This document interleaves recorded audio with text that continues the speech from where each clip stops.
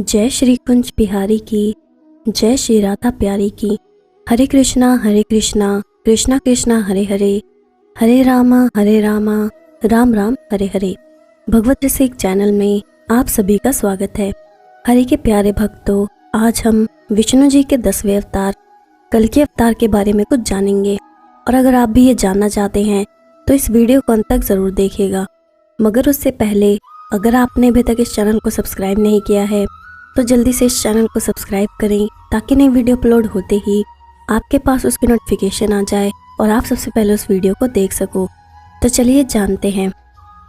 विष्णु जी भविष्य में कलयुग के अंत में आएंगे। कल्कि विष्णु का भविष्य में आने वाला अवतार माना जाता है। पुराण कथाओं के अनुसार कलयुग में पाप की सीमा पार होने पर विश्व में दुष्टों के संहार के लिए कल्कि अवतार प्रकट होंगे। कल्कि अवतार कलयुग के अंत के लिए होगा। ये विष्णु जी के अवतारों में से एक है। जब कलयुग में लोग धर्म का अनुसरण करना बंद कर देंगे तब यह अवतार होगा। कल्कि की कथा कल्कि पुराण में आती है। इस पुराण में प्रथम मार्कंडेय जी और शुक्रदेव जी के संवाद का वर्णन है। कलयुग का प्रारंभ हो चुका है, जिसके कारण पृथ्वी देवताओं के साथ विष्णु के सम्मुख जाकर उनसे अवतार की बात कहती है। भगवान विष्णु के अंश रूप में ही संभल गांव में कल्कि भगवान का जन्म होता है। उसके बाद कल्कि भगवान की दैवीय गतिविधियों का सुंदर वर्णन मन को बहुत सुंदर अनुभव करवाता है। भगवान कल्कि विवाह के उद्देश्य से सिंगल द्वीप जाते हैं, जहां जल क्रीड़ा के दौरान राजकुमारी पद्मावती से परिचय होता है। देवी पदिनी का विवाह कल्कि भगवान के साथ ही होगा, अन्य कोई भी उसका पात्र नहीं होगा। प्रयास करने पर वो स्त्री रूप में परिणत हो जाएगा। अंत में कल्कि और पद्मिनी का विवाह संपन्न हुआ और विवाह के पश्चात स्त्रीत्व को प्राप्त हुए राजगण पुनः पूर्व रूप में लौट आए। कल्कि भगवान पद्मिनी को साथ लेकर संभल गांव में लौट आए। विश्वकर्मा के द्वारा उसका अलौकिक और दिव्य नगरी के रूप में निर्माण हुआ। हरिद्वार में कल्कि जी ने मुनियों से मिलकर सूर्य वंश का और भगवान राम का चरित्र वर्णन किया। बाद में शशि ध्वज का कल्कि से युद्ध और उन्हें अपने घर ले जाने का वर्णन है, जहां वो अपनी प्राण प्रिय पुत्री रमा का विवाह कल्कि भगवान से करते हैं। उसके बाद इसमें नारद जी आगमन, विष्णु यश का नारद जी से मोक्ष, विष्यक प्रश्न, रुक्मणी व्रत का प्रसंग और अंत में लोक में सतयुग की स्थापना के प्रसंग को वर्णित किया गया है। शुक्रदेव जी कथा का गान करते हैं। अंत में दैत्यों के गुरु शुक्राचार्य की पुत्री देवयानी और शर्मिष्ठा की कथा है। इस पुराण में मुनियों द्वारा कथित श्री भगवती गंगा स्तव का वर्णन भी किया गया है। 5 लक्षणों से युक्त ये पुराण संसार को आनंद प्रदान करने वाला है। इसमें साक्षात विष्णु स्वरूप भगवान कल्कि के अत्यंत अद्भुत क्रियाकलापों का सुंदर और प्रभावपूर्ण चित्रण है। प्रभु कल्कि के लीला स्थली के बारे में भविष्य मालिका से कुछ सुंदर पंक्तियां हैं, जो बड़े बड़े मालिका वेदों को नहीं पता चला प्रभु की लीला की वजह से। तो चलिए जानते हैं कि मीरा का अलौकिक वृंदावन में प्रवेश कैसे हुआ। एक रात्रि मीरा की नींद अचानक से उचट गई। उन्हें लगा कि जैसे कोई खटका सा हुआ है। मिट्टी की दीवारों और कपरैल की छत से बने इस साधारण से कक्ष में भूमि पर ही मीरा का सोने का बिछौना था। पैरों की ओर तीनों दासियां सोई हुई थी। दोनों सेवक आगे वाले दूसरे कक्ष में थे। अंधेरे से अभ्यस्त हो जाने में आंखों को 2 क्षण लगे। मीरा ने देखा कि चंपा अपनी शैया से उठ खड़ी हुई है, पर क्या ये वही उनकी प्रिय दासी और सखी चंपा है? हाँ भी और नहीं भी। वृंदावन आते समय उनके स्वयं की और दासियों की देह पर एक भी अलंकार नहीं था। सबके वस्त्र सादे और साधारण किस्म के थे, पर इस समय तो चंपा दिव्य रतन से जड़ित वस्त्र और आभूषणों से अलंकृत खड़ी हुई थी। वैसे भी चंपा गौरव वर्णा थी, पर इस समय उसका वर्ण स्वर्ण चंपा के समान था। उसका गुजरिया के समान ऊंचा घेरदार घाघरा, कुंचकी और ओढ़नी, पैरों में मोटे घुंघरू ने नुपुर गूथे छड़े, हाथों में मोटे मोटे स्वर्ण कंगनों के बीच हीरक जटित चूड़ियां थी। उसके मुख की शोभा के सम्मुख मीरा का अपना सौंदर्य फीका लग रहा था। उसके नेत्रों में कैसी सरलता। मीरा ने देखा कि चंपा उसकी ओर बढ़ी। उसकी प्रथम पदक्षेप से नुपुरों की क्षीण मधुर झंकार ने ही उन्हें जगाया था। 2 पद आगे बढ़कर वो नीचे झुकी और मीरा का हाथ थाम कर बोली, माधवी उठ चल, मीरा चकित रह गई। चंपा सदा उन्हें आदरपूर्ण शब्दों से संबोधित करती थी, इसलिए मीरा उसे दासी से अधिक सखी मानती थी, पर उसने अपने को दासी से अधिक कभी कुछ नहीं समझा। वही चंपा आज इस प्रकार बोल रही है और ये माधवी कौन है? क्षण भर में ये सब विचार उसके मस्तिष्क में घूम गए। चंपा ने फिर उसे उठने का संकेत किया तो वो उठकर खड़ी हो गई।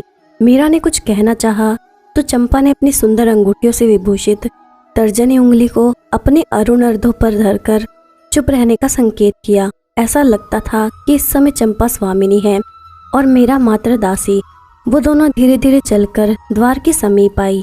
अपने आप रुद्ध द्वार कपाट उद्घाटित हो गए और वो दोनों बाहर आ गई। मीरा ने देखा कि जिस वृंदावन में वो रहती है, घूमती है, ये वैसा नहीं है। वृक्ष, लता, पुष्प सब दिव्य हैं। पवन, धरा और गगन भी दिव्य है।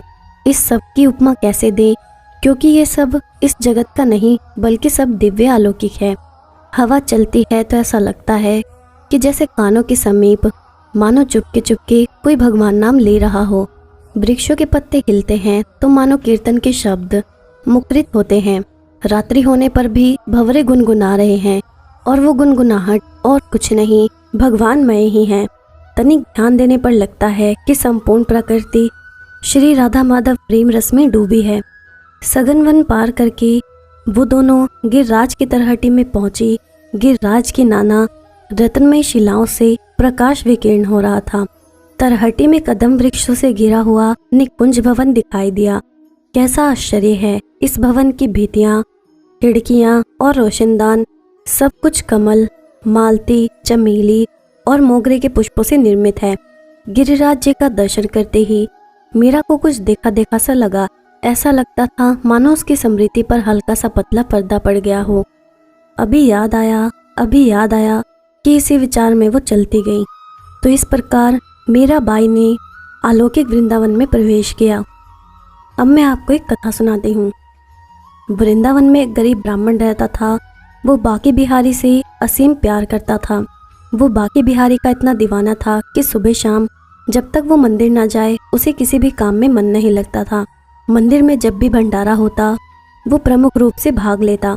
एक दिन ब्राह्मण की बेटी की शादी तय हो गई और जिस दिन ब्राह्मण की बेटी की शादी तय हुई उसी दिन ब्राह्मण का बांके बिहारी के मंदिर में भी ड्यूटी लग गई। ब्राह्मण परेशान हो गया कि वो करे तो क्या करे। बेटी की शादी भी जरूरी है और बांके बिहारी की आज्ञा भी ठुकरा नहीं सकता था। ब्राह्मण ने सोचा कि अगर ये बात वो अपनी पत्नी से बताएगा तो उसकी पत्नी नाराज हो जाएगी। वो कहेगी कि कोई क्या अपनी बेटी की शादी भी छोड़ता है। एक दिन अगर तुम भंडारे में नहीं जाओगे तो भंडारा रुक नहीं जाएगा, कोई और संभाल लेगा, लेकिन बेटी की शादी दोबारा तो नहीं होगी। ब्राह्मण परेशान हो गया। वो जानता था कि कुछ भी हो जाए उसकी पत्नी उसे भंडारे में जाने नहीं देगी, लेकिन उसका मन नहीं मान रहा था। वो अपने बांके बिहारी से नजरें नहीं चुरा सकता था। तो उसने अपनी बेटी की शादी के दिन ही अपने घर में बिना बताए चुपचाप समय से पहले ही मंदिर में चला गया। मंदिर में जाकर प्यार से सबको भंडारा खिलाया और शाम होते ही जल्दी से घर वापस पहुंचा, क्योंकि बेटी की शादी में भी पहुंचना था। लेकिन ब्राह्मण को पहुंचते पहुंचते देर हो चुकी थी और बिटिया की शादी होकर बिटिया की विदाई भी हो चुकी थी। वो घर पहुंचा तो उसकी पत्नी उसे बोली, आओ चाय पी लो, बहुत थक चुके होंगे। सोचने लगा कि घर वाले कोई भी उसे डांट नहीं रहे हैं और ना ही परिवार का कोई भी सदस्य उससे कोई सवाल कर रहा है कि वो शादी में क्यों नहीं था। फिर भी पत्नी सही से उससे प्यार से बात कर रही थी। ब्राह्मण ने भी सोचा, छोड़ो, क्या गड़े मुर्दे उखाड़ना है, जो हो गया सो हो गया, सब प्रभु की इच्छा है। पत्नी अगर प्यार से बात कर रही है इससे अच्छी बात क्या है। कुछ दिनों के बाद बेटी की शादी में जो फोटोग्राफी हुई थी, फोटोग्राफर शादी का एल्बम घर पर दे गया। ब्राह्मण ने सोचा, शादी में तो शरीक नहीं हुआ था, चलो एल्बम ही देख लेता हूँ, बेटी की शादी कैसे हुई। मगर ये क्या, वो तो देख रहा है इस शादी में हर जगह उसकी भी तस्वीर है, जो जगह जगह विवाह की जिम्मेदारियां संभाल रहे थे। ब्राह्मण फूट फूट कर रोने लगा और कहने लगा, प्रभु तेरी कैसी लीला है। वो रोता हुआ बिहारी जी के मंदिर पहुंचा और चरनी में गिरकर बोला, प्रभु मैं जीवन भर तुम्हारी नियमित रूप से सेवा करूंगा। कोई कमी नहीं है उस घर में जिस घर में हरि करते निवास, श्री कृष्ण सहारा जीवन का, बस इतना रखना विश्वास।